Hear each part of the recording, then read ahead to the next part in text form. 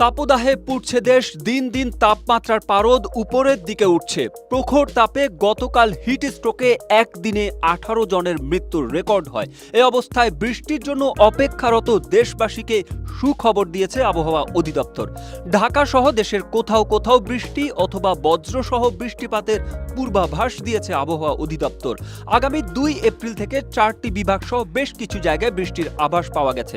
আবহাওয়াবিদ doctor Abdul Kalam Mallick জানান, 2 মে থেকে চট্টগ্রাম, সিলেট, ময়মনসিংহ এবং ঢাকা বিভাগ সহ দেশের কিছু কিছু জায়গায় বৃষ্টি ও বজ্রসহ বৃষ্টির সম্ভাবনা রয়েছে। বৃষ্টিপাতের কারণে তাপমাত্রা কমবে। এখন ওয়ালটন ফ্রিজ কিনে অনেকের মতো আপনিও হয়ে যেতে পারেন মিলেনিয়ার। সেরা পণ্যের সেরা অফার, ওয়ালটন মিলেনিয়ার।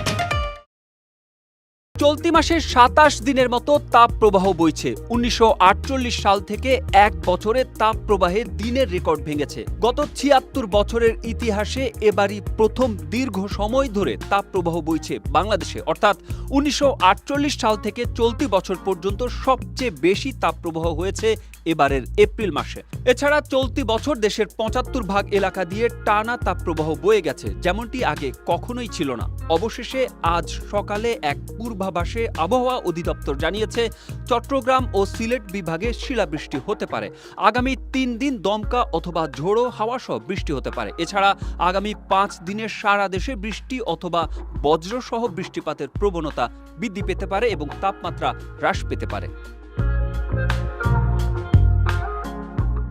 কখনো তীব্র আবার কখনো অতি তীব্র তাপপ্রবাহ বয়ে যাচ্ছে দেশের বেশ কিছু অঞ্চলের ওপর দিয়ে। এই অবস্থায় বৃষ্টির জন্য অপেক্ষা করছেন দেশবাসী। আবহাওয়ার পূর্বাভাসে বলা হয়েছে, মঙ্গলবার সকাল থেকে বুধবার সকাল পর্যন্ত সিলেট বিভাগের 2-1 জায়গায় অস্থায়ী অথবা ঝড়ো হাওয়া সহ বৃষ্টি অথবা বজ্রসহ বৃষ্টিপাত হতে পারে এবং সেই সঙ্গে কোথাও কোথাও বিক্ষিপ্তভাবে শিলাবৃষ্টি হতে পারে।